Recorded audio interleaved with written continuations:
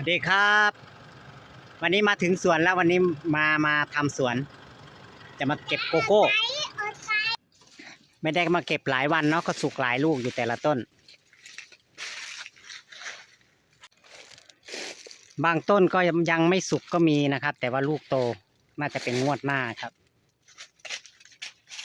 ต้นนี้สมบูรณ์นะครับตั้งแต่ดูแลหญ้าไม่ให้รกลูกนี้สุกกำลังพอดีเลยนะครับต้นนี้มีหลายลูกต้นนี้มีหลายลูกนะครับต้นนี้ไม่มีสักลูกนะครับแต่ก็มีดอกดกนะครับก็ประมาณนี้ครับโอเคขอบคุณครับที่ติดตามรับชมชอบคลิปวิดีโอประมาณนี้นะครับก็กดไลค์กดแชร์นะครับคอมเมนต์กันเข้ามาบ้างเดี๋ยวให้ดู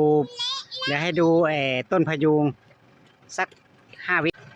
นี่ต้นพะยูงที่ปลูกไว้นะครับ5 ปีแล้วโอเค